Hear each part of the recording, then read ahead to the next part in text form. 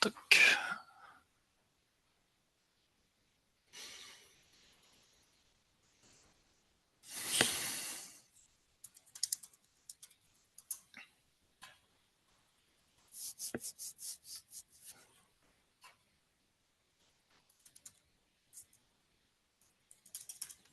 Bonjour, bonjour. Toc. Super. Bah du coup là je pense qu'on est bon. Ce que je vous propose c'est qu'on attende quelques instants pour attendre un petit peu que le monde arrive et après bah sinon on va pouvoir commencer du coup. Toc.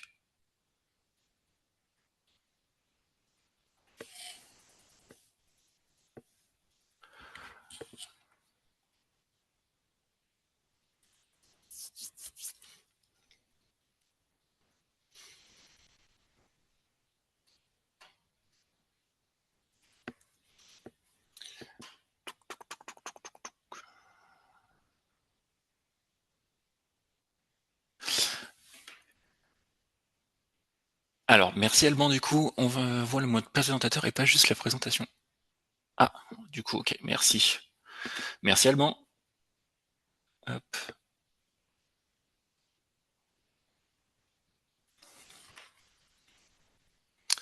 Toc. Alors partager l'écran.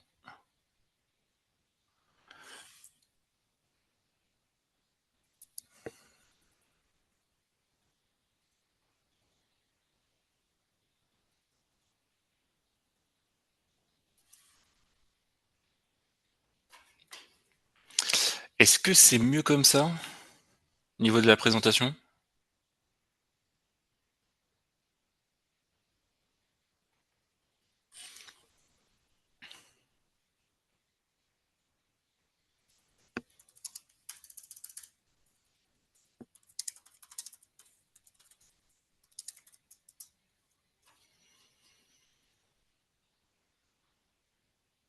Ah.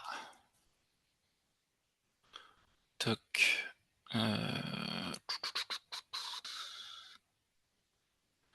Alors on va faire autrement.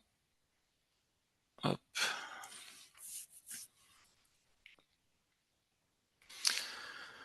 Alors.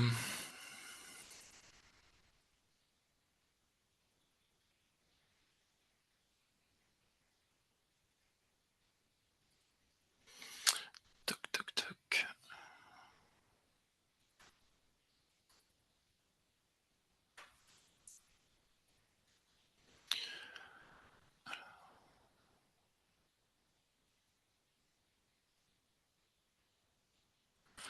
Toc. Là théoriquement on devrait être bon. J'ai enlevé le mode présentation.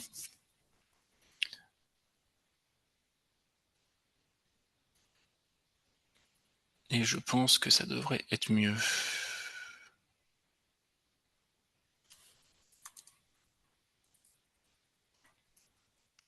Super, merci Alban.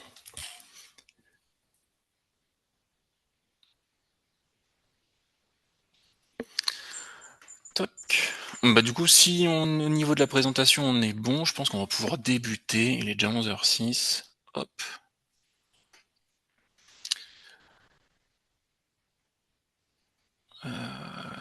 Toc toc toc.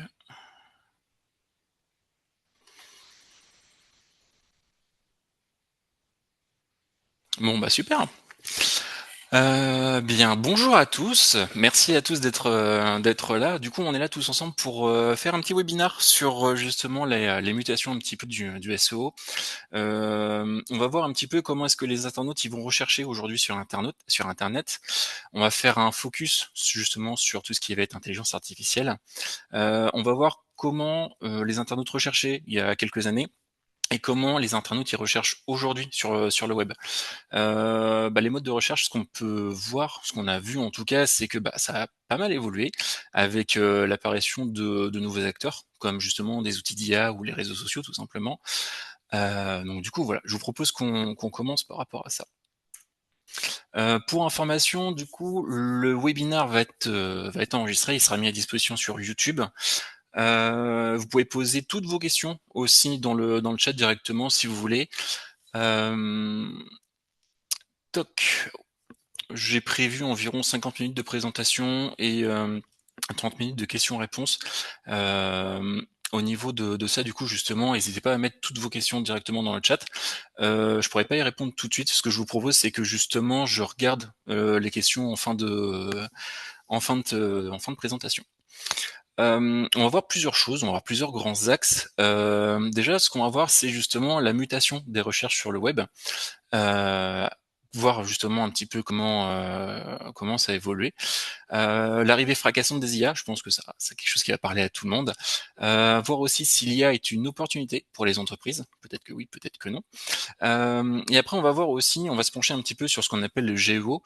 Le GEO, c'est tout ce qui va être justement les actions qui peuvent être mises en place pour essayer d'améliorer notre positionnement sur les moteurs de recherche IA. Alors du coup, déjà, on va voir comment est-ce que les IA parlent de vous, et puis voir si c'est possible d'optimiser sa visibilité, et on va voir justement les différents leviers qui sont possibles par rapport à ça. Rapidement, moi, du coup, c'est Jean-Baptiste. Je suis consultant en référencement naturel chez Cookline.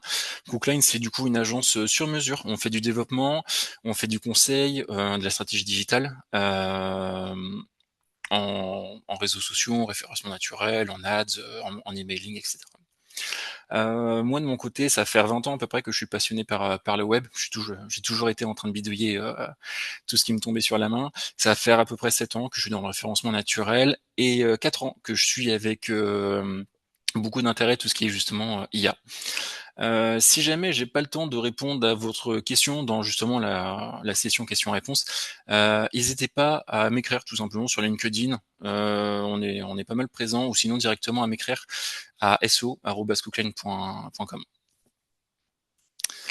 Toc. Du coup, on va pouvoir justement parler un petit peu de la mutation des recherches sur le web. Je ne sais pas si vous vous souvenez en 2015 comment c'était. C'était vraiment la belle époque, tout simplement parce qu'avant, tout ou presque se faisait par Google. On avait envie de voyager tout simplement, en fait, on allait demander à Google où est-ce qu'on allait partir. On cherchait un vol, on allait demander à Google, qui pouvait éventuellement nous orienter sur un site partenaire, mais en tout cas, on pouvait aller directement sur Google Flights, qui allait nous permettre justement de faire une recherche de vol. Même chose aussi pour tout ce qui était recherche d'hôtel, recherche de transport. Les meilleurs restaurants, quand on allait par exemple à Bangkok, en Thaïlande, c'était sur Google qu'on allait les chercher. Même chose aussi pour tout ce qui était activité, le touristique, attraction, etc., etc. Donc c'était vachement pratique, en tout cas d'un point de vue marketing, d'avoir qu'un seul acteur au niveau de la recherche sur le web. Et par contre, en 2025, ce qu'on voit, c'est qu'il y a beaucoup de choses qui ont changé. Tout simplement, la recherche, elle s'est beaucoup fragmentée. On va plus passer forcément sur Google, il va y avoir d'autres sites, d'autres médias, d'autres acteurs de recherche qui vont apparaître. On parlait par exemple tout à l'heure de tout ce qui était recherche d'idées de voyage. On va par exemple demander à nos réseaux sociaux, les réseaux sociaux qui vont beaucoup nous influencer justement pour tout ce qui va être préparation d'un voyage. On peut aller aussi sur des sites un petit peu plus communautaires, comme par exemple Reddit, mais en tout cas Instagram, TikTok, on voit qu'il y a un vrai intérêt, il y a vraiment des algorithmes au niveau des réseaux sociaux qui vont pousser justement les idées de voyage. Même chose pour tout ce qui va être vol, on va toujours demander à Google, mais on va aussi, on peut s'appuyer sur ChatGPT, on peut s'appuyer aussi sur des sites partenaires. Même chose pour la recherche d'hôtels, même chose aussi pour les transports, c'est vachement pratique de faire un itinéraire directement avec ChatGPT plutôt que de rechercher des informations directement sur Google.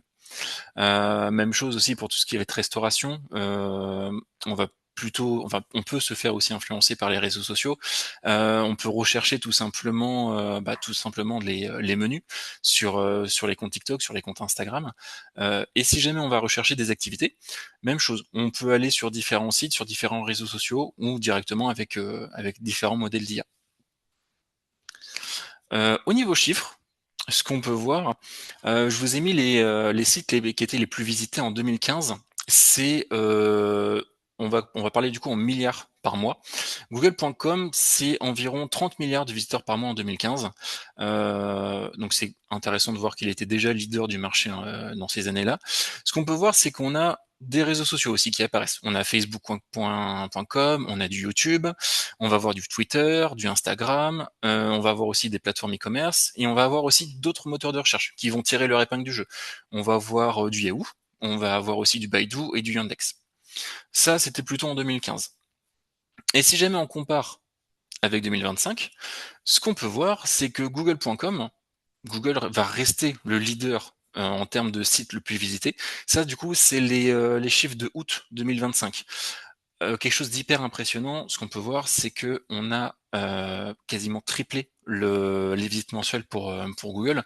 On est sur du environ 84 milliards de visiteurs mensuels.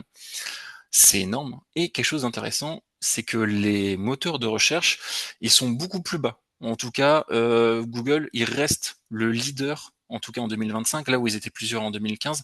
En 2025, on peut considérer qu'il n'y a plus qu'un seul moteur de recherche, en tout cas au niveau des utilisateurs, dans le cœur des utilisateurs, c'est vraiment Google. Après, par contre, on a toujours différents réseaux sociaux comme YouTube, Facebook, Insta. On peut voir aussi ChatGPT qui est directement dans le top 10 en fait des sites les plus visités, avec environ 6 milliards d'utilisateurs par mois. Donc je trouve que c'est quand même vachement intéressant pour un outil qui n'existait pas il y a quelques années. On a des différents réseaux sociaux, donc X, anciennement Twitter, Reddit, WhatsApp, et on a Bing. Donc on voit quand même un sacré delta entre les moteurs de recherche, justement entre Google qui a environ 84 milliards d'utilisateurs par mois, et Bing qui peine à avoir 4 milliards. Ce que ça illustre, tout simplement, c'est qu'en fait, il y a une certaine fragmentation des recherches qui se fait aujourd'hui, qu'il n'y avait pas forcément il y a quelques années. C'est intéressant justement de voir ça. On a aujourd'hui, en tout cas en 2025, des vrais mastodontes sur le web. Ce qu'on a vu justement avec Google, avec YouTube, Facebook, ChatGPT, c'est en fait en gros des sites qui vont avoir des milliards et des milliards d'utilisateurs par mois, ce qui n'existait pas il y a forcément quelques années. Et surtout, en fait, on peut considérer que Google est vraiment le leader incontesté de son marché, avec quelques poids plumes qui essayent de contrebalancer un petit peu justement cet équilibre. Mais par contre, ce qu'on a vu justement, c'est qu'il y a différents acteurs qui sont là pour challenger justement le recours à la recherche sur le web. C'est-à-dire qu'on voit justement des réseaux sociaux qui vont tirer leur épingle du jeu, et puis aussi globalement ChatGPT et consorts, qui vont permettre justement d'un peu plus fragmenter la recherche d'informations. Comme on parlait justement un petit peu des utilisateurs, je trouve que c'est intéressant de faire un petit focus sur les différentes générations. Les différentes générations, c'est en fonction de à qui vous allez parler. On a donc la génération des baby boomers. Ils vont utiliser un petit peu moins forcément Internet. Ils vont plutôt utiliser les imprimés, la radio, la télé, mais ils vont quand même un petit peu être sur le web. On va avoir aussi la génération X, qui sont nés plutôt dans les années 60-80. Ils vont beaucoup utiliser la télé, la publicité en ligne, et ils vont être très sensibles à l'email marketing, et aussi aux campagnes de pub un peu plus ciblées. Alors évidemment, il va y avoir aussi les réseaux sociaux, les moteurs de recherche. Au niveau des millennials, les millennials vont être plutôt présents sur les réseaux sociaux, beaucoup sur la vidéo en ligne aussi, et être très sensibles aussi au marketing d'influence. Et ensuite, on va avoir la génération Z, qui sont plutôt nés dans les années 2000-2010, qui vont être aussi très présents sur les réseaux sociaux, qui vont être sensibles également à la publicité en ligne et au marketing d'influence. On peut voir qu'il y a une certaine similarité entre justement la génération Y et la génération Z. Justement, je vous propose de faire un petit focus sur les réseaux sociaux en fonction des différentes générations. On a réussi à trouver des statistiques par rapport à ça. Les baby boomers, ils vont être sur les réseaux sociaux. Par contre, ils vont y passer beaucoup moins de temps que les autres générations, 45 minutes environ. Ils sont à 91% sur Facebook. Donc, si jamais vous avez envie de parler sur les réseaux sociaux aux baby boomers, ça peut être intéressant justement d'aller sur Facebook. Ils sont quand même assez présents sur YouTube aussi, à 40% au niveau du pourcentage de pénétration dans la population. Ils vont être un petit peu sur Pinterest, Instagram, mais en tout cas, on voit que c'est des dimensions qui sont moindres. Au niveau de la génération X, on voit que le temps moyen quotidien, il va augmenter un petit peu. On passe à 1 heure et quart de temps sur les réseaux sociaux. Ils vont être également très présents sur Facebook, sur YouTube, énormément sur LinkedIn aussi, sur Instagram et un petit peu moins sur Pinterest. Et pour les autres, typologies de génération, donc on a les millennials, même chose, le temps moyen quotidien, il va augmenter. On passe, environ 2 heures et quart sur les réseaux sociaux.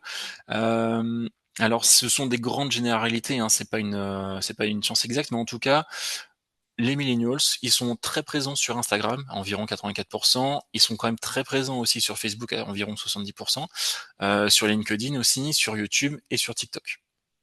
Et pour la génération Z, là, le temps d'écran, il va aussi augmenter, donc là, on passe sur du environ 3 heures. Ils sont environ 91 à être, sur Instagram. On peut voir quelque chose d'intéressant, c'est qu'ils vont être aussi très présents sur TikTok, à environ 80. Même chose sur YouTube, Snapchat à environ 70 et également sur LinkedIn. C'est intéressant justement de voir ça pour se dire que si jamais justement vous voulez mieux parler à vos différentes cibles, c'est très important d'avoir justement, de leur parler sur les bons réseaux sociaux, sur les meilleurs canaux, possibles. Je vous propose un petit focus sur la Gen Z, car tout simplement, en fait, nous, il y a beaucoup de clients qui nous en parlent. C'est, parce qu'en fait, bah, moi, je fais partie de la génération des millennials, nos clients font partie de la génération des millennials, voire même de la génération d'avant. Et en fait, la Gen Z, c'est une génération qu'on connaît un petit peu moins, en tout cas en termes d'usage. Du coup, je vous propose quelques chiffres, justement, pour en discuter un petit peu. La Gen Z, ils sont 51. Alors, même chose, hein, c'est des grandes tendances. C'est pas une grande vérité. Mais en tout cas, la grande majorité, ils vont préférer TikTok à Google pour effectuer une recherche. Ça, c'est quelque chose d'assez intéressant. C'est quelque chose bah, tout simplement, moi, que j'avais remarqué avec une stagiaire. Elle avait mal à la tête. Elle a préféré aller sur TikTok pour justement comment soigner son mal de tête plutôt que d'aller sur un autre moteur de recherche qu'une autre génération pourrait considérer comme peut-être plus pertinente. Ils sont aussi environ 70 à préférer Instagram pour rechercher une marque ou un produit. Ça, c'est quelque chose d'intéressant aussi. C'est-à-dire que si justement vous vendez un produit, typiquement, moi je sais que c'est quelque chose que j'avais vu à la télé. Bah, c'était justement pour l'émission qui va être mon associé. Enfin, en gros, il y a un produit qui va être présenté. Moi, je vais faire directement une recherche sur Google pour aller voir le site internet. Mais par contre, ma petite cousine qui était à côté de moi, directement, ce qu'elle a fait, c'est qu'elle allait sur Instagram, sur TikTok, pour voir justement à quoi ça ressemblait, d'une façon un petit peu différente. Et ça, c'est justement quelque chose de très intéressant. Euh, Après, la Gen Z, généralement, ils utilisent un petit peu moins, environ moins 25% d'utilisation de Google par rapport à la génération X. C'est intéressant de voir justement que la Gen Z, elle va être très, très influencée, non, mais en tout cas, elle va être très présente, beaucoup plus présente sur les réseaux sociaux que par rapport aux moteurs de recherche dits un peu plus traditionnels comme Google ou Bing. Euh, Après, c'est pas pour rien que la Gen Z va être plus sur les réseaux sociaux, en tout cas pour faire de la recherche, et même ils ont même plutôt raison. Parce qu'en fait, tout simplement, quand ils vont faire une recherche sur les réseaux sociaux, ils vont avoir une réponse qui va être visuelle et qui va être immédiate. Ça, c'est quelque chose de vachement intéressant. Là où on va faire une recherche sur Google, on va faire une autre recherche sur Google, on va avoir directement 10 liens bleus qui vont pas être forcément très très beaux. Déjà, ça va faire un frein à l'utilisation. On va choisir de cliquer sur un lien pour aller sur un site, alors que quand on fait une recherche sur Instagram ou sur TikTok, on a directement justement notre réponse. Et ça, c'est vachement cool. On a aussi plus d'authenticité et plus de confiance grâce notamment aux différents influenceurs et aussi à l'UGC. C'est les contenus qui vont être justement proposés par la plateforme, par les différents utilisateurs. Donc ça, c'est quelque chose justement qui est très intéressant. Euh, on va avoir aussi des résultats qui vont être plus personnalisés et du coup forcément plus pertinents pour l'utilisateur. Donc c'est logique aussi d'une certaine façon. Lorsqu'on va faire une recherche sur les réseaux sociaux, tout simplement, on va avoir aussi une expérience qui va être beaucoup plus ludique et donc fatalement plus engageante. C'est sûr que si on arrive directement on va faire notre recherche sur les réseaux sociaux, on va avoir directement un influenceur ou en tout cas un compte qui va nous parler dans une vidéo. Ça va être quelque chose d'extrêmement engageant, de justement très immédiat. Donc c'est aussi pour répondre à ça, pourquoi est-ce qu'il y a la Gen Z qui va faire plus de recherches sur les réseaux sociaux, bah, c'est justement pour ces différentes raisons. Et ça, c'est quelque chose d'intéressant justement à savoir. Euh, Par rapport justement pour conclure sur la fragmentation des utilisateurs, Ce qu'on peut voir, c'est que globalement, depuis quelques années, depuis au moins 2020, la recherche en ligne, elle devient beaucoup plus fragmentée, mais aussi beaucoup plus personnalisée. Et donc ça, c'est vachement intéressant justement pour les entreprises, pour savoir que quand on veut parler à un utilisateur, il n'y a plus forcément que les moteurs de recherche. Être présent également sur les réseaux sociaux, c'est quelque chose d'extrêmement important. Google, il va rester dominant quand même dans le monde de la recherche en ligne. On l'a vu avec justement ces, plus de 80 milliards d'utilisateurs par mois. Mais par contre, il va être plus utilisé pour les requêtes qui vont être un petit peu plus complexes, ou alors les requêtes qui vont être un peu plus, locales. En fait, Google, il va perdre du terrain sur les requêtes, au niveau de la découverte, au niveau, des avis, au niveau des recommandations produits, ce genre de choses. Les utilisateurs, justement, ils vont préférer maintenant les réseaux sociaux pour faire de la découverte et pour rechercher justement tout ce qui va être, les avis ou les différentes recommandations.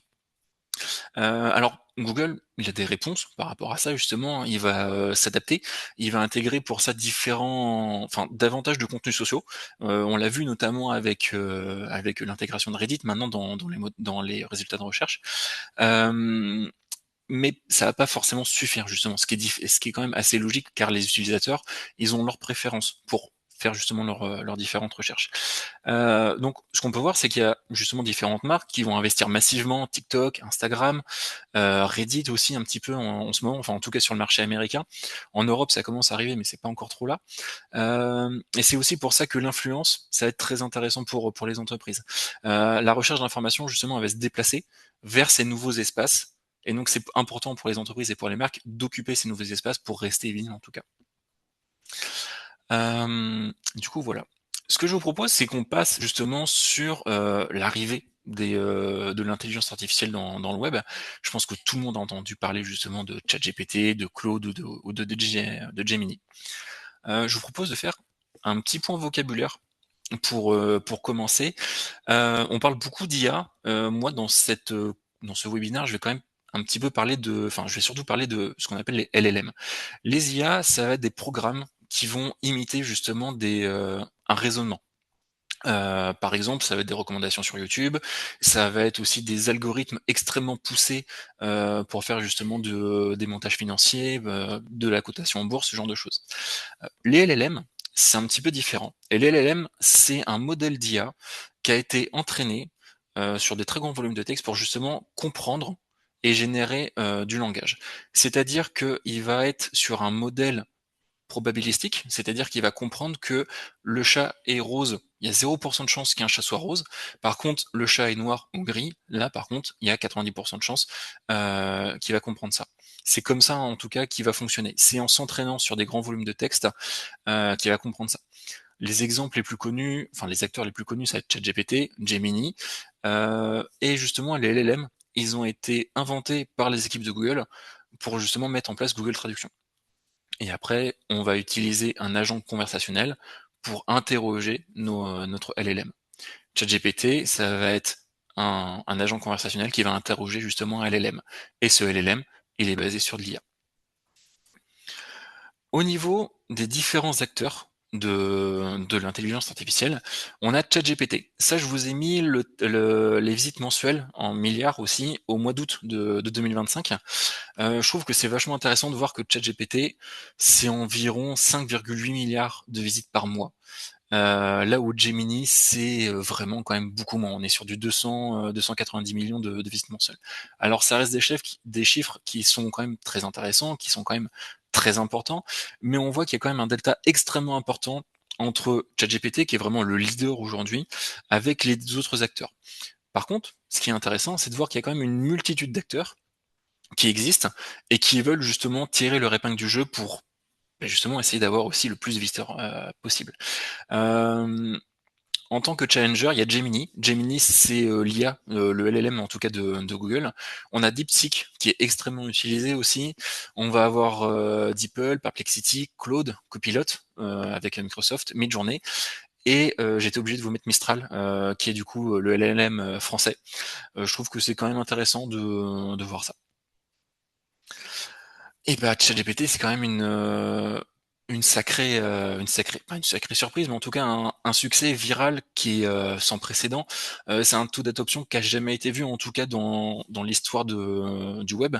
C'est la première application à la croissance la plus rapide de l'histoire. Donc déjà ça, c'est quand même quelque chose qu'il faut se dire. C'est environ 6 milliards d'utilisateurs par mois, et surtout, c'est plus environ 117 d'utilisateurs en seulement 1 an. C'est des chiffres qui sont quand même assez intéressants. Ça permet de voir que ChatGPT, c'était une curiosité, il y a quelques années.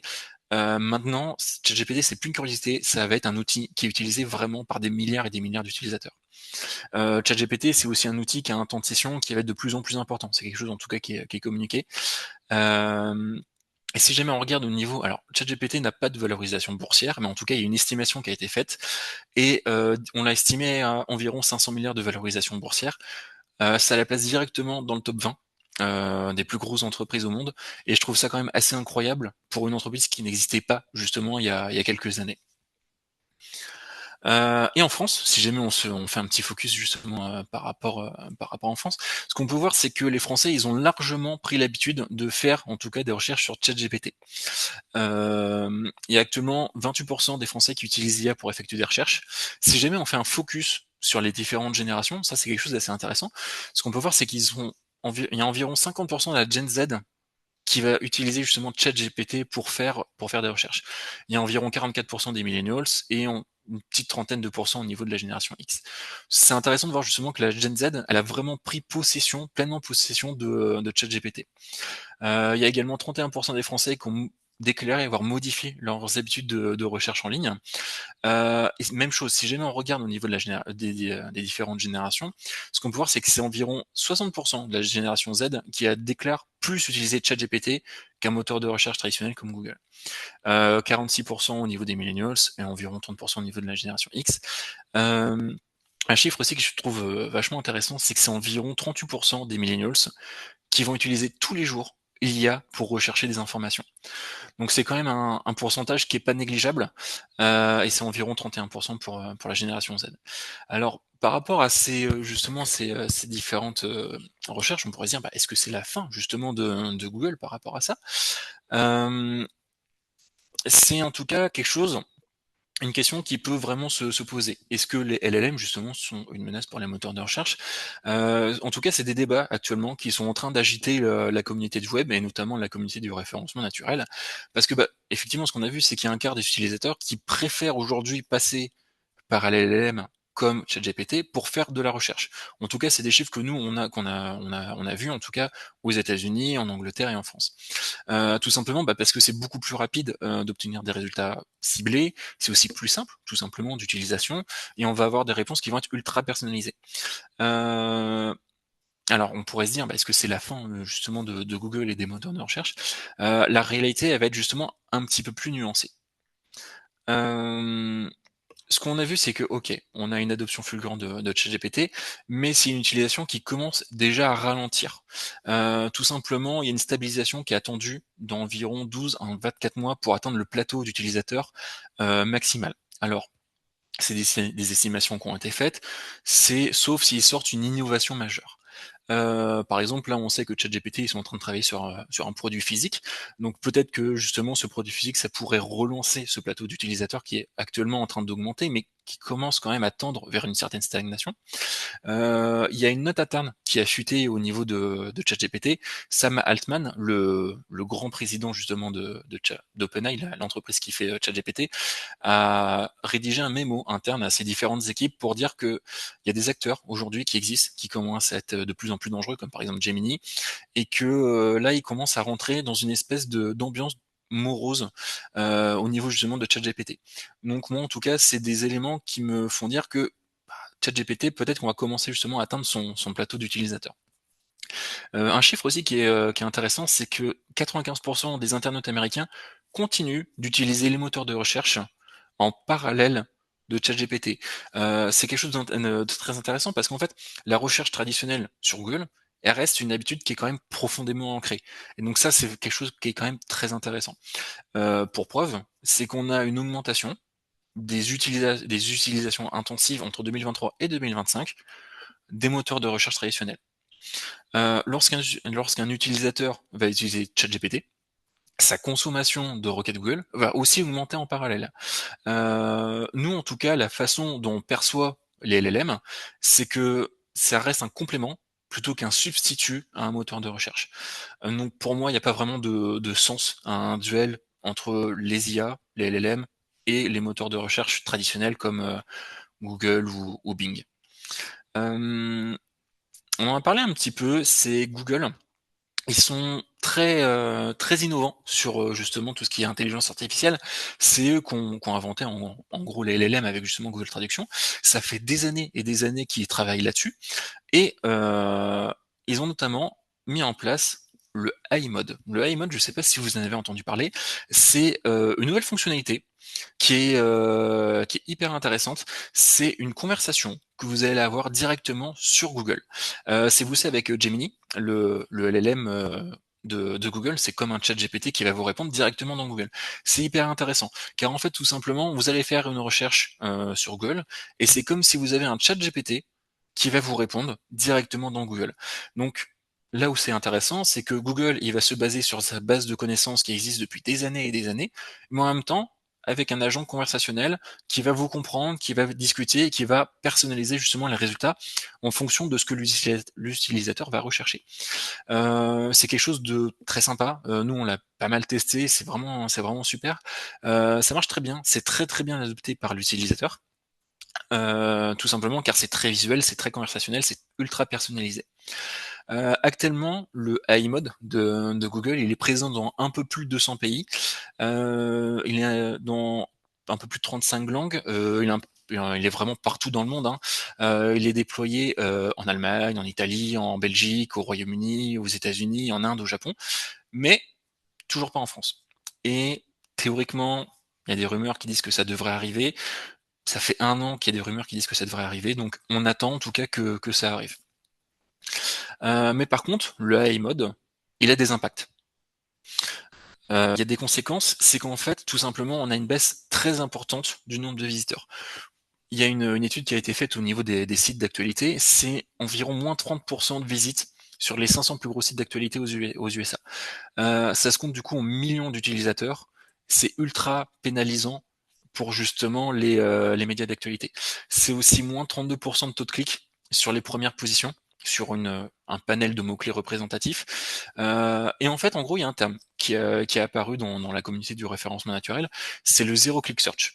C'est-à-dire que tout simplement, les utilisateurs aujourd'hui ne vont plus cliquer sur les résultats de recherche, ou en tout cas beaucoup moins, avec justement le AI mode. Hem, donc comme on est face à une baisse importante du nombre de visiteurs, on est face aussi à une baisse importante du taux de clic, bah, ça va être important justement d'essayer de se concentrer sur d'autres indicateurs, peut-être essayer justement de moins penser au trafic, mais peut-être essayer justement de trouver d'autres objectifs qui vont être, plus pertinents en tout cas avec l'arrivée des LLM.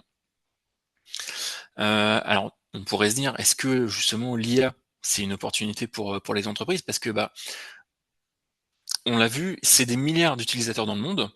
C'est un outil qui est aussi largement utilisé en France, qui va s'adresser on l'a vu, à des millions d'internautes en France.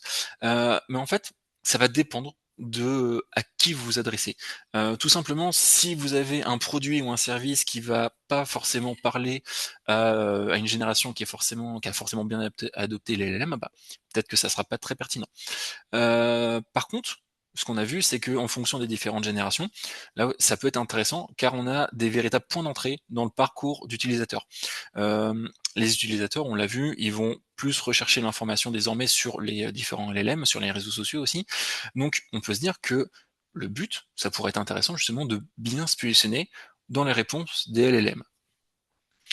Par contre, il y a quelques points d'attention, à avoir en tant que marque ou entreprise ou organisation publique.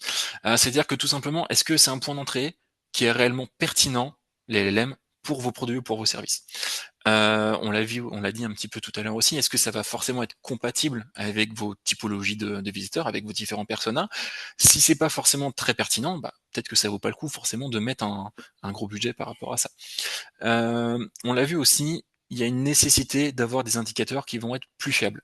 On a vu qu'il y avait moins de trafic, moins de clics, un petit peu plus d'impression, mais en tout cas, ça va être très important justement de définir des KPI, des indicateurs qui vont être beaucoup plus orientés business. On va essayer de réfléchir en termes de leads qui ont été amenés justement par le référencement naturel, le nombre de leads qui va être amené justement par les LLM, etc., etc. On peut regarder aussi justement le chiffre d'affaires qui est généré directement par les différents canaux. Et en fonction de ça, arbitrer si c'est pertinent ou pas, si ça vaut le coup. Je vous propose un petit peu aussi de passer sur un nouvel axe, c'est justement de faire un petit focus sur l'LM de manière très spécifique. La première chose qu'on pourrait se dire, c'est est-ce que les IA elles parlent de moi? Et est-ce que c'est possible de contrôler un petit peu ça ou de monitorer ça au moins? La première chose qui est hyper importante, c'est de surveiller son trafic. Pour surveiller son trafic, alors on a différentes solutions. La première solution qui est la plus facile à mettre en œuvre, c'est justement de surveiller notre trafic sur Google Analytics. Pour ça, on a deux méthodes. On a une méthode rapide et une méthode un petit peu plus complète que je vais passer un petit peu rapidement. La méthode rapide, c'est que tout simplement, on va aller dans notre Google Analytics, on va aller justement dans nos différentes pages, on va mettre en place un filtre sur une période donnée, et au niveau de notre filtre, on va mettre justement les différents noms de domaine des LLM. Là, ça peut être intéressant justement de se dire, là, ce qu'on va voir justement, c'est quelles sont les pages qui sont vues par l'LM, qui amènent du trafic via l'LM, et est-ce que c'est pertinent? Là, typiquement, sur une période, c'était pour un de nos clients, ce qu'on a vu, c'est qu'au mois d'août, on avait 200 visites, enfin en tout cas 200 vues, 74 utilisateurs qui venaient justement depuis l'LM. Donc on pourrait se dire, est-ce qu'il y a une certaine régularité par rapport à ça? Est-ce que justement ça vaut le coup de mettre des efforts en termes de visibilité sur les IA? On pourrait se dire que pour 74 utilisateurs, si jamais ça commence à augmenter, on pourrait se dire ouais, peut-être que ça vaut le coup justement. Il y a une méthode qui est un petit peu plus complète aussi. Si jamais vous voulez faire une petite capture d'écran, n'hésitez pas. Si jamais vous voulez que je vous donne ces méthodes, n'hésitez pas à m'écrire par mail ou sinon je pourrais vous l'envoyer sur LinkedIn. Donc vous allez dans Google Analytics, vous allez dans administration, et en fait ce qu'on va faire, c'est qu'on va créer un nouveau groupe de canaux. Dans ce groupe de canaux, on va donner une expression pour dire justement pardon, on va donner justement une expression pour dire je veux que tu récupères tout le trafic qui vient depuis ces différents canaux. Et lorsqu'on va justement regarder un petit peu ça dans GA4, même chose, on va dans notre acquisition de trafic, on va mettre notre période. Et ce qu'on peut voir, c'est que là, par exemple, pour un de nos sites, pour un de nos clients, sur un mois, en fait, on a fait quand même 220 000 sessions. Non, pardon, 220 000 sessions au total, mais l'iSearch, ça représente finalement que 0,25% du total des sessions, par rapport au référencement naturel où on était sur du environ 50%. Donc là, on peut se dire, il n'y a que 0,25% de notre trafic qui vient depuis les LLM. Est-ce que ça vaut vraiment le coup de mettre un budget là-dessus? Ça va être justement à composer en fonction de vos objectifs marketing, ça va être à composer aussi en fonction de vos personas, et ça va être à composer aussi en fonction de l'intérêt qu'il va y avoir par rapport à ça. Donc ça, c'est quelque chose qui est intéressant déjà pour surveiller en tout cas son trafic internet. Toc. De manière un peu plus technique, je vais passer rapidement.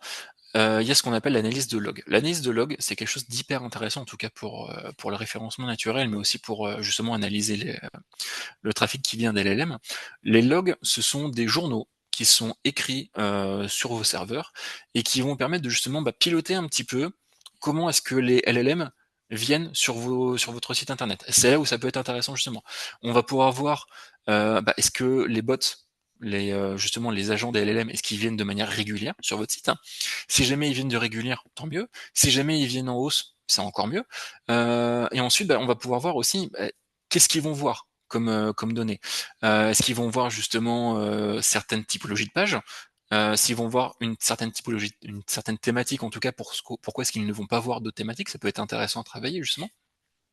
Et on va pouvoir voir aussi les différents types d'agents, les bots, qui viennent justement. Est-ce que ça va être des bots qui viennent pour s'entraîner, ou alors est-ce que ça va être justement des utilisateurs qui vont venir via ChatGPT? Donc ça, du coup, Ça, c'est ce que je disais, donc on va pouvoir mesurer l'exposition réelle au niveau des LLM. Hem, Au niveau de la méthodologie, on va pouvoir je passe très rapidement dessus. Déjà, la première chose à faire, c'est contacter l'hébergeur et voir si les logs sont bien activés. On a eu la surprise une fois avec un client qui, en fait, non, les logs n'étaient pas activés. C'est la première chose, en fait, tout simplement, à voir. C'est contacter son hébergeur, voir si les logs sont bien mis en place. Ensuite, on va collecter ces logs. Du coup, ça ressemble à des fichiers. On va pouvoir les mettre dans des logiciels et du coup, bah, justement, les traiter. Et en fonction de ce traitement-là, on va pouvoir détecter les bots, vérifier leur identité aussi, car il peut y avoir des faux positifs, et on va attribuer à ces différents agents des pages, et en fonction de ces pages, pouvoir analyser tout ça justement. Ça, c'est quelque chose qui est très intéressant. On va pouvoir aussi également analyser notre part de voix au niveau des LLM. Pour ça, alors analyser la part de voix, c'est-à-dire que tout simplement, vous allez pouvoir vous dire, est-ce que ChatGPT, Gemini ou Claude, ils parlent de ma marque? Est-ce qu'ils parlent de mes produits, de mes services? Et si oui, de quelle façon? Est-ce que vous allez avoir une part de voix qui va être positive? Donc ça, c'est vachement intéressant. Ou est-ce que vous allez avoir une part de voix qui va être plutôt négative? Ça, c'est quelque chose aussi qui est possible de corriger. Donc pour ça, vous avez différentes méthodes. Au niveau des méthodes, on a des outils dédiés qui existent, donc ça c'est vachement intéressant. Et après, on peut voir aussi des méthodes manuelles qui peuvent être industrialisées pour avoir justement une certaine finesse dans la data. Je vous propose rapidement de faire un petit panorama sur les outils qui existent pour voir justement un petit peu ce qu'il y a. Déjà, on va avoir différents bénéfices et différents inconvénients. Tout simplement, c'est qu'au niveau des bénéfices, on va avoir un dashboard qui va être canon. Ça va être visuel, ça va être évolutif, ça va être super beau. On va voir très simplement aussi la visibilité des sources et comment est-ce que les citations, enfin au niveau des citations, comment est-ce que les LLM parlent de vous de manière très simplifiée. Au niveau des bénéfices aussi, on n'a pas besoin de mettre en place. C'est-à-dire que tout simplement, vous allez sur la plateforme, vous rentrez votre code de carte bleue, et ça y est, c'est bon, vous avez directement accès. Par contre, au niveau des inconvénients, il y a quand même des gros inconvénients. C'est-à-dire qu'en fonction des outils, la couverture des modèles va être assez aléatoire. Typiquement, il va y avoir des outils qui vont se dire, nous, on va se concentrer que sur ChatGPT, et les autres, on va les laisser de côté, ce qui est un petit peu dommage. On va avoir aussi un problème de fréquence, de fraîcheur des données. C'est-à-dire que certains outils, ils vont se baser sur sur un LLM, mais en gros sur une copie d'un LLM. Mais par contre, en fait, les données ne vont pas du tout être fraîches. Donc ça, c'est quelque chose qui est quand même très problématique. La gestion des prompts aussi ne va pas toujours être flexible, c'est-à-dire que l'outil va définir pour vous des prompts au niveau de vos personas, mais peut-être que vous allez vous dire, mais c'est pas du tout enfin en tout cas vous allez juger que c'est pas forcément un prompt qu'un persona va taper dans le ChatGPT, vous allez pouvoir le modifier, peut-être que vous n'allez pas pouvoir. Donc ça, c'est quelque chose qui est un petit peu compliqué au niveau des outils. L'analyse des sentiments va se faire aussi de manière automatique via IA. Parfois, ça peut être un danger. C'est-à-dire que moi, quelque chose en tout cas qu'on a remarqué, c'est que on va avoir une analyse des sentiments qui va se faire via l'IA. Lorsque nous, on va regarder un petit peu, on va se dire, il y a des choses qui ont été un petit peu extrapolées et peut-être que l'outil, il est allé un petit peu trop loin justement par rapport à ça. Ce qu'il faut voir aussi, c'est le coût par rapport justement au retour sur investissement. Il y a des outils qui vont être très chers, d'autres un petit peu moins chers, et après, ça va être à composer justement en fonction des budgets et en fonction des retours qui sont attendus. Au niveau des outils, alors là, je vous ai mis une capture d'écran de Profound, qui est un outil justement qui est plutôt intéressant. Ce qu'on peut voir justement, c'est qu'on a un dashboard qui est hyper beau. Alors, je suis pas là pour faire la promotion de Profound, mais en tout cas, ce qu'on peut voir, c'est que justement, c'est quelque chose de franchement visuellement qui est très beau et on a plein d'informations qui sont visibles de manière immédiate. Au niveau des outils qui existent, il y en a des centaines et des centaines. J'ai essayé de faire une liste exhaustive, j'ai même pas réussi à tout mettre ce qu'il y avait au niveau du diapo. En vrac, il y a Profound, Scrunch AI, Peak AI. Il y a des Français, il y a des étrangers, il y a un petit peu dans tous les sens. Moi, de mon point de vue, j'ai l'impression que il y a des outils qui sortent un petit peu toutes les semaines. Donc, si jamais vous avez envie de partir justement sur un outil justement pour justement monitorer votre part de voix, autant essayer d'aller justement sur un outil qui a un petit peu d'antériorité. Profound, qui a l'air pas mal, Picaille, on en a parlé justement avec Alban, qui a l'air très très intéressant aussi, et également AEO Vision, qui a l'air aussi très intéressant. Donc en gros, si jamais vous avez envie de rechercher un outil qui permet justement de faire de l'analyse de sentiments ou de part de voix, moi je vous conseillerais plutôt de partir sur du Profound, ou du PKI ou du AEO Vision. 2e méthode qui existe, c'est du coup tout simplement la méthode manuelle. La méthode manuelle, c'est-à-dire que, même chose, vous allez avoir différents bénéfices, différents inconvénients. Au niveau du dashboard, vous allez avoir un dashboard qui va être ultra personnalisé et surtout que vous pouvez personnaliser en fonction de ce qui va vous intéresser.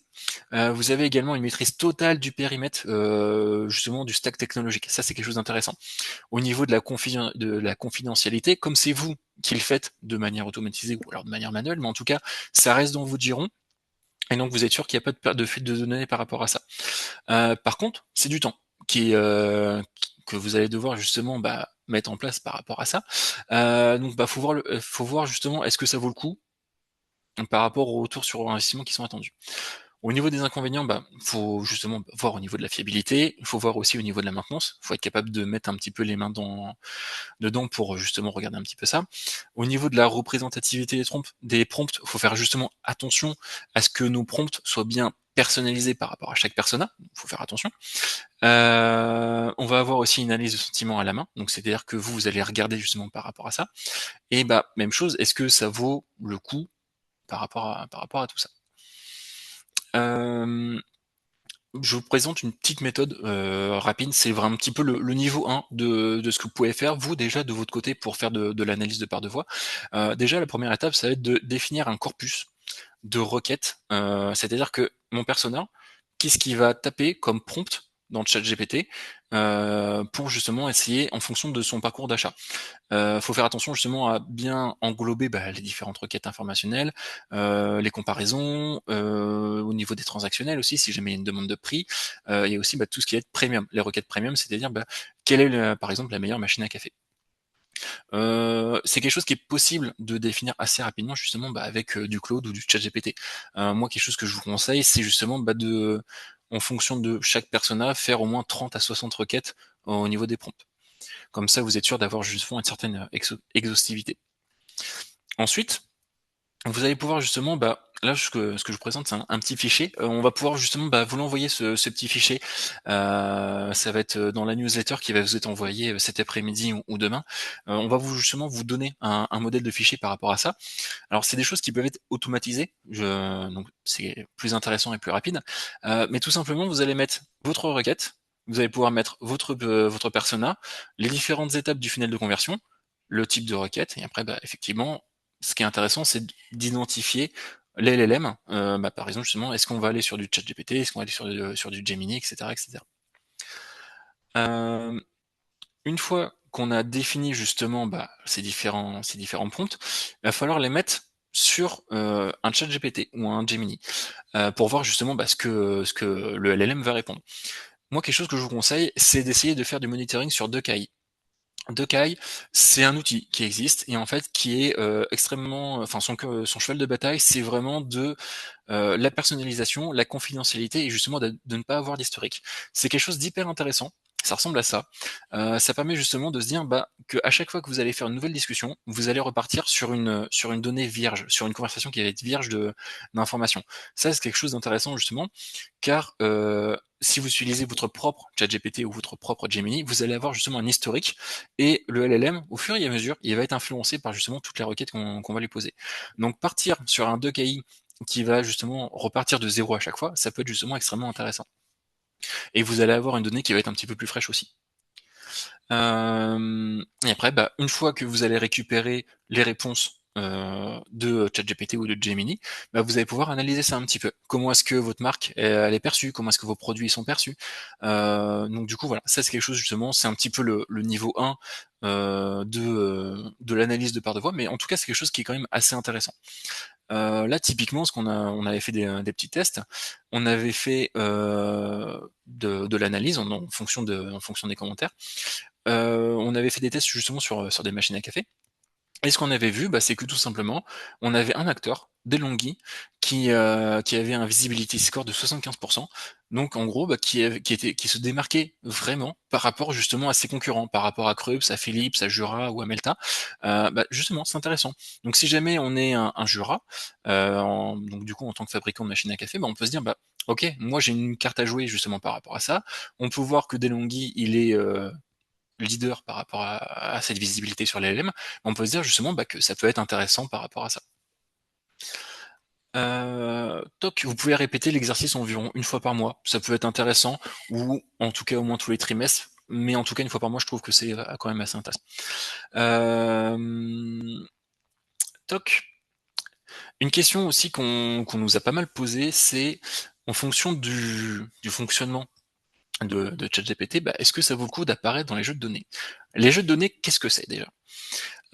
Si jamais on reprend un petit peu de recul, on va se dire notre utilisateur qui est là, lorsqu'il va parler avec ChatGPT, ChatGPT pour lui répondre, en gros, il a deux grands moyens. Le premier moyen, ça va être justement se baser sur son LLM, ça va être ses données d'entraînement, et éventuellement de faire une recherche dans son index, ou alors sinon directement sur le web. Donc on pourrait se dire, est-ce que ça vaudrait le coup d'apparaître directement dans les données d'entraînement de ChatGPT pour être en fait directement en meilleure position? Euh, pour comprendre un petit peu si ça vaut le coup ou pas, déjà, ce qu'il faut voir, c'est que les données d'entraînement de ChatGPT, alors déjà, ChatGPT n'a pas fait une liste en disant on se base sur tel et tel contenu pour s'entraîner. Mais en tout cas, ce qu'on a vu, c'est que ChatGPT il va se baser sur des contenus déjà qui vont être publics. Alors déjà, ChatGPT, OpenAI, ils vont se baser sur leur propre tambouille, hein, ils vont avoir leur propre jeu de données maison. Mais par contre, ce qu'on peut voir, c'est qu'ils vont se baser sur du command crawl, ils vont se baser sur du open web text, des books. Bon, en fait, en gros, ça va être de la littérature mondiale qui est tombée dans le domaine public, et donc ChatGPT va s'entraîner avec ça. Il va s'entraîner aussi sur Wikipédia, sur Wikidata et aussi sur d'autres sources. Il va s'entraîner aussi sur des données sous licence, avec des données scientifiques, des articles de presse, du code qui est mis à disposition, et aussi avec les données utilisateurs. Donc on pourrait se dire, bah, est-ce que ça vaut le coup justement d'apparaître dans les contenus publics? ChatGPT 5.1, la dernière version, elle a une coupure de ses connaissances en juin 2024. Juin 2024, ça commence à dater déjà un petit peu. Si jamais ça vous intéresse, ce que vous pouvez faire, c'est aller fouiller sur le site de Common Crawl. Je vous ai mis l'URL qui est juste là. Vous pouvez aller fouiller justement. Alors quand vous tombez directement sur l'URL, vous pouvez choisir si vous allez le Common Crawl main, vous allez regarder le 2024 26, le 22, le 18, le 10, le 50 pour voir justement si vous apparaissez. Alors c'est un petit peu peut-être un petit peu nébuleux la façon dont je l'explique, mais en tout cas si jamais vous allez sur l'URL index.commoncrawl.org, c'est tout simple. Vous choisissez le common crawl qui vous intéresse. Donc là ça va être par exemple 2024-26. Vous saisissez votre URL et justement en fait le site va vous donner des indications et voir comment justement vous apparaissez. Donc ça peut être intéressant déjà de voir. Honnêtement, je ne pense pas que ça vaut le coup de faire un gros travail de fond, à moins que vous soyez une grosse marque qui malheureusement n'est pas passée dans les jeux de données, mais ça, enfin, en tout cas, pour moi, le jeu en vaut pas la chandelle d'apparaître dans les données d'entraînement. Euh, c'est ça, c'est que c'est peu tardinant. Il faut mieux en fait optimiser les surfaces de confiance dans des LLM. Alors du coup, les surfaces de confiance, on va parler un petit peu plus précisément. Si on n'apparaît pas sur les jeux de données publics, est-ce que c'est possible d'optimiser sa visibilité justement sur les LLM? Alors, typiquement, oui. Euh, Hop. Alors, j'ai un petit problème de... Hop, pardon. Petit problème de diapo. Toc, je retourne en arrière. Voilà. Euh, Lorsque on va parler avec ChatGPT, si ChatGPT ne trouve pas les informations dans son modèle, dans ses données d'entraînement, dans son LLM, en fait, tout simplement, ce qu'il va faire, c'est qu'il va faire une recherche pour essayer d'avoir des informations qui vont être actualisées. On l'a vu, ChatGPT, il s'arrête en gros en juin. Il y a des choses qui sont passées quand même depuis ce temps-là. Donc pour ça, il va se baser sur trois grandes choses. Il va se baser sur un index qui est propriétaire, c'est-à-dire que c'est une grande base de données qui appartient à ChatGPT, OpenAI, et en fait, en gros, ils vont mettre en cache différentes informations qui vont être de plus en plus intéressantes pour eux ou pas. Ils vont officiellement aussi se baser sur Bing, en tout cas sur le moteur de recherche Bing. Et par contre, ce qu'on a vu, C'est, justement d'un point de vue communauté SEO, c'est que, Bing est totalement déprécié lorsque ChatGPT va vouloir faire une recherche web et par contre, il va plutôt s'orienter sur Google, car en fait, tout simplement, c'est Google qui a les meilleures données pour faire quand on fait une recherche sur le web. Donc ça, ChatGPT l'a compris et quand il va faire une recherche, il va plutôt s'orienter ou sur son index ou sinon via une recherche web directement sur Google. Hem, hop, alors, j'ai un alors désolé, j'ai un petit problème de de diapo. Par exemple, en fonction de ce qui se passe, là sur ChatGPT, je lui ai dit: «Bah, voilà, on a un problème au niveau de notre cafetière, je veux faire justement, enfin, donne-moi la meilleure machine à café possible pour le bureau». Là, ce qu'il va faire déjà, c'est qu'il va se baser sur son entraînement, et donc là, en fait, en gros, il va me dire: «Bah, tu peux conseiller sur» on peut regarder par exemple sur les Jura, les Saeco, ou d'autres marques. Donc ça, c'est quelque chose qui va être plutôt intéressant. Mais par contre, ce qu'on voit là, c'est qu'il a pas fait de recherche sur le web. Il a utilisé son propre index et si jamais on lui demande de faire une recherche sur le web, du coup, la façon dont ça va se passer, c'est qu'il va faire ce qu'on appelle le query fan out. C'est-à-dire qu'il va décomposer, différentes en fait, en gros, quand il va faire sa recherche sur le web, il va faire plusieurs recherches sur internet. C'est possible, du coup, justement, de récupérer ces données-là et donc, c'est intéressant, justement, de se dire, que c'est si j'ai en fonction des requêtes qui vont être faites, d'essayer de bien se positionner sur, justement, ces requêtes-là. Donc ça, c'est quelque chose qui est, justement, plutôt pertinent. Heu, Là, par exemple, si jamais je prends la requête qu'a faite ChatGPT, je peux récupérer les différentes sources et si jamais je suis justement, comme on le disait tout à l'heure, le fabricant de un fabricant de machine à café, je peux me dire: «OK, d'ailleurs, là, ce que je vois, c'est que j'ai différentes, données, différents sites qui vont remonter. Moi, il faut que mon site, sur cette requête-là, faut qu'il arrive justement, plutôt en première position ou en tout cas, au moins que mon site apparaisse lors de cette requête-là». Ça, c'est quelque chose qui est justement intéressant. C'est, là où c'est intéressant de voir que le référencement naturel, c'est un complément direct à l'optimisation pour, justement tout ce qui va être, géo. Donc l'optimisation de la visibilité sur les différents LLM. Hem, j'ai envie de vous partager cette petite phrase de Danny Sullivan qui est, l'un des porte-parole de Google. Good SEO, c'est good GEO. C'est-à-dire que tout simplement, pour optimiser ses surfaces de confiance au niveau des LLM, il faut continuer tout simplement à faire du référencement naturel et il faut continuer justement, à être présent en tout cas sur Google et consorts. Hem, pour ça, on va avoir, différents axes. Le premier axe qui est assez intéressant, c'est l'axe de la sémantique. Au niveau de la sémantique, déjà, la première chose, ça va être de cadrer les futurs contenus. Ça va être intéressant justement de cartographier les intentions en fonction de ces personnages. Alors ça, c'est quelque chose qu'on fait déjà côté SEO, mais ça peut être intéressant justement de se dire, est-ce qu'on a besoin d'avoir des pages qui vont être dédiées directement à l'IA en fonction des différentes intentions de recherche des personas. Ça, c'est un travail qui est vachement intéressant.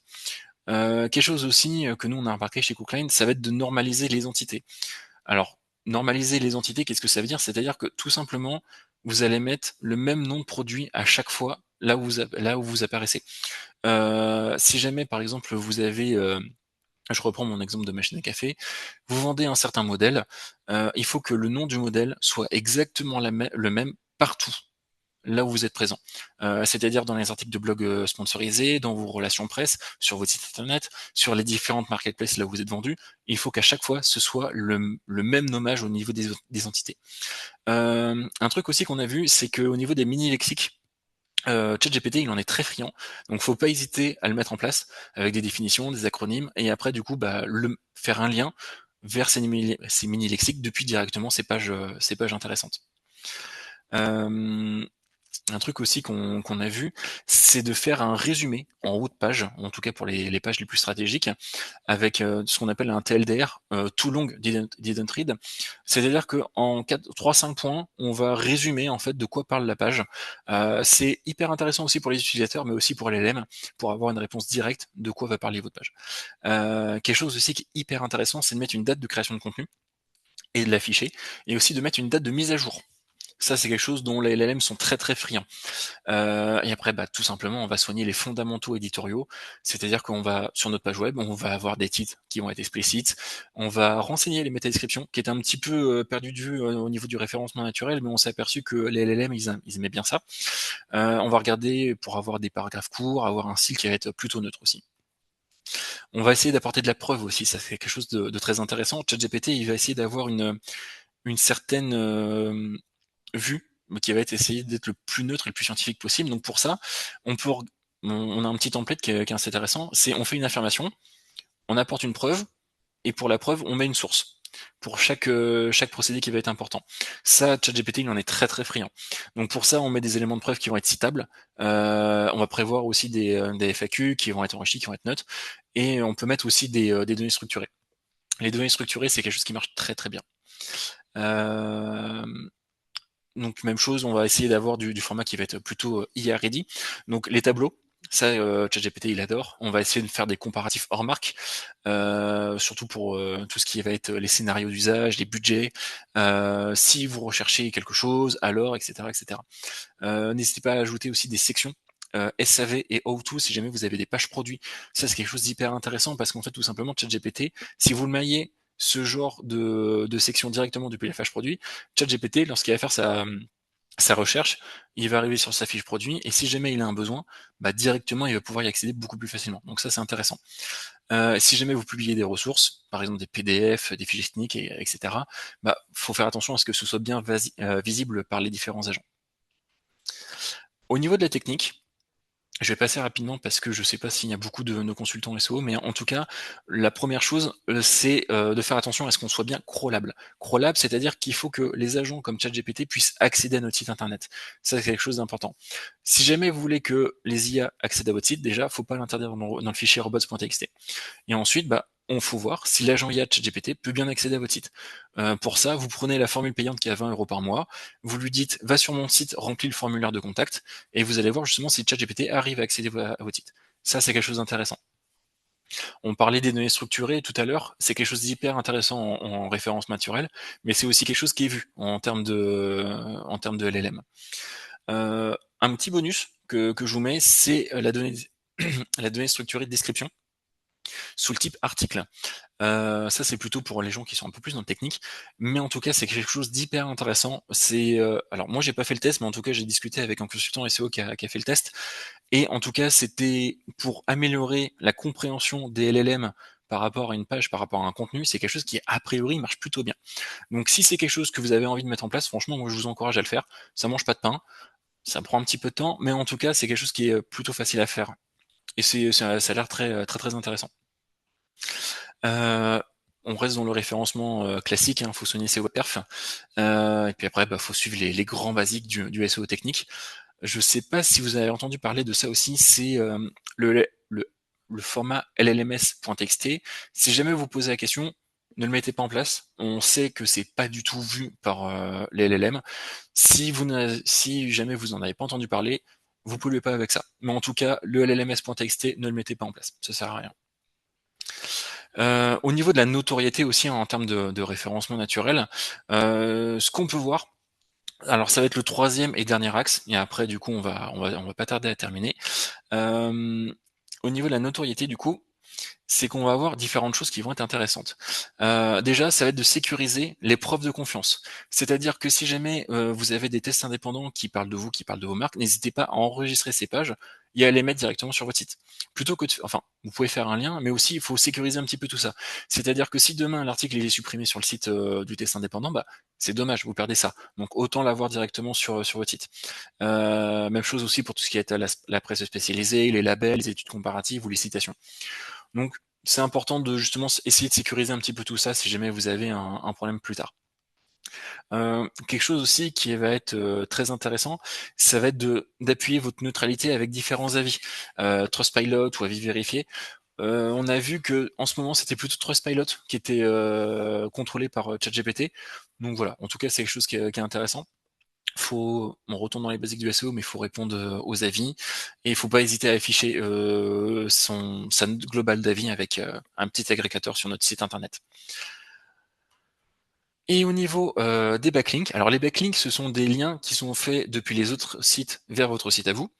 On reste toujours dans les standards du référencement naturel. Il faut prioriser, les liens qui sont faits depuis des sources de confiance et si possible ouvertes. Donc, c'est-à-dire qu'on va plutôt essayer de se concentrer sur des sites de qualité, de la presse, spécialisée, des organismes consommateurs, des laboratoires et cetera et cetera. N'hésitez pas à essayer d'avoir des liens, profonds vers vos pages IA ready plutôt que vers la home. Alors c'est très important d'avoir des liens home, mais en tout cas, si jamais vous avez envie de pousser une page qui est plutôt orientée IA, ça peut être quelque chose qui peut être intéressant justement pour augmenter la popularité, la notoriété de votre site internet.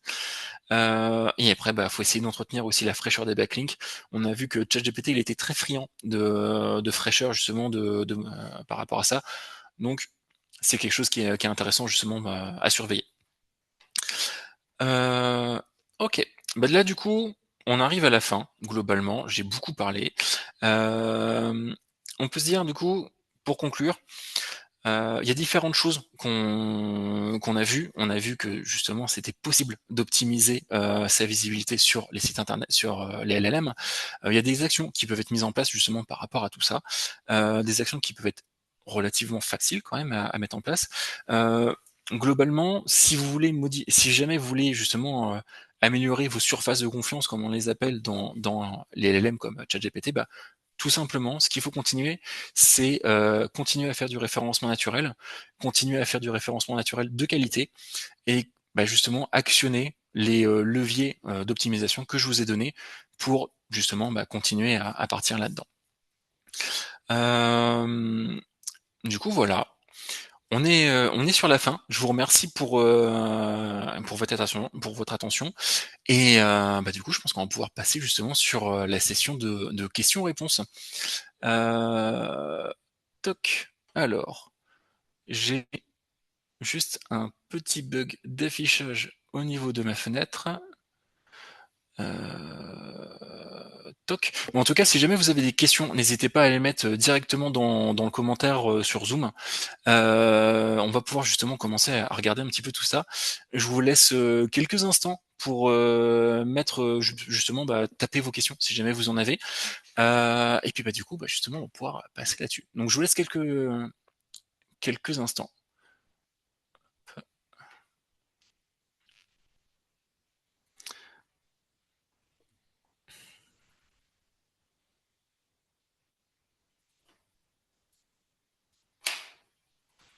Hop.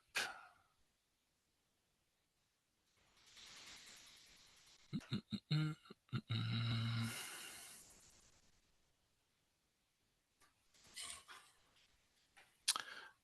Hop.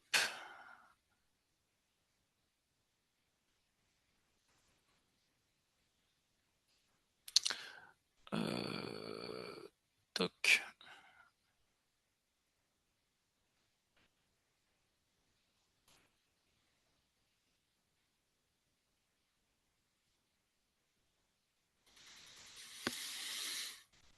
Hum.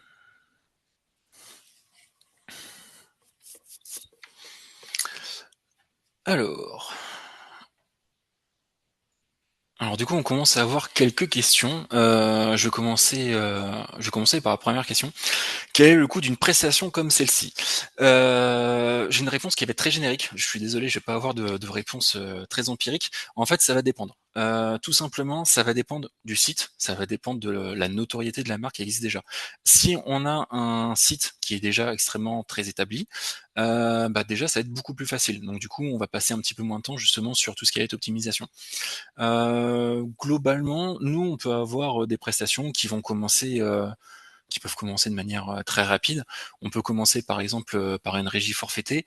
Par exemple, ça va être du 500, 600, 2000 euros par mois, ou ça va être un temps qui va être dédié à ce que justement un consultant en référencement naturel, ou en tout cas un consultant en GEO, va justement passer du temps pour optimiser justement ces différents leviers en termes de référencement naturel et aussi en termes d'optimisation sur les LLM.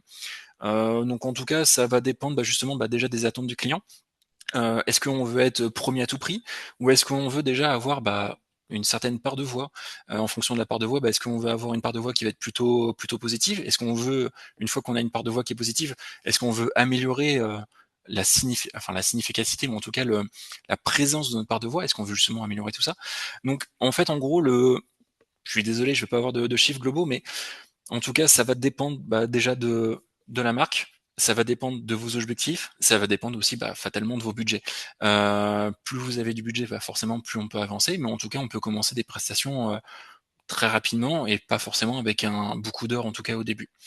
Si jamais il y a besoin, n'hésitez pas à m'écrire sur LinkedIn ou à so@cookline.com si jamais il y a besoin de se faire une petite visio pour commencer à regarder ça, mais en tout cas c'est possible. Je vois qu'il y avait une autre question du coup. Comment savoir si je suis bien référencé chez Bing? Sinon, comment faire? Ouais, exactement. En fait, en gros, pour Bing, vous avez la Bing Webmaster Tools. Donc déjà, ça c'est la première grande étape. C'est justement, c'est ça, de voir en tout cas sur Bing Webmaster Tools comment est-ce que vous apparaissez. Après, en fonction de comment vous apparaissez sur Bing, faut voir si justement, déjà c'est pertinent d'apparaître sur Bing. Bing, c'est quand même pas beaucoup de parts de marché, mais en tout cas, justement, en fonction des personas, si jamais vous avez un site, en tout cas un produit qui est très orienté vers des générations d'utilisateurs qui vont plutôt utiliser Bing plutôt que Google, ça peut être justement effectivement intéressant. Donc pour ça, comme vous l'avez déjà mis dans votre commentaire, faut aller sur Bing Webmaster Tools, se créer un compte et regardez un petit peu alors en fait au niveau lorsque vous connectez directement sur l'interface, il va y avoir un petit panneau et justement vous allez pouvoir naviguer un petit peu dans les panneaux pour voir un petit peu comment Bing pardon, voit votre site. Alors en sachant qu'il y a Bing Webmaster Tools, mais il y a aussi le même pendant côté Google qui s'appelle Google Search Console, qui fait globalement la même chose, mais plutôt sur Google. Donc ça, c'est des choses qui sont vraiment intéressantes. Donc ouais, à surveiller pour Bing Webmaster Tools. Si jamais il y a d'autres questions, n'hésitez pas à préciser, à faire des retours, en tout cas dans les commentaires. Ouais, bien sûr, c'est tout à fait possible de récupérer le document de présentation. Je pense qu'on va essayer de. Alors la newsletter, elle est prévue pour cet après-midi. Il faudrait que je vois du coup si justement on pourrait mettre directement les slides. Si jamais les slides ne sont pas directement dans la newsletter, n'hésitez pas à m'écrire directement sur LinkedIn ou à contacter Cookline sur LinkedIn ou sinon nous envoyer un petit mail. On vous enverra tout ça avec grand plaisir.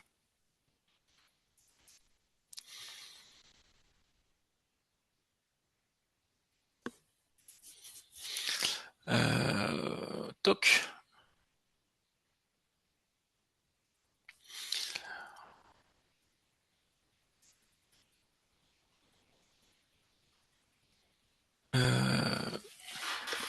Du coup voilà, je sais pas si vous avez d'autres questions. N'hésitez pas.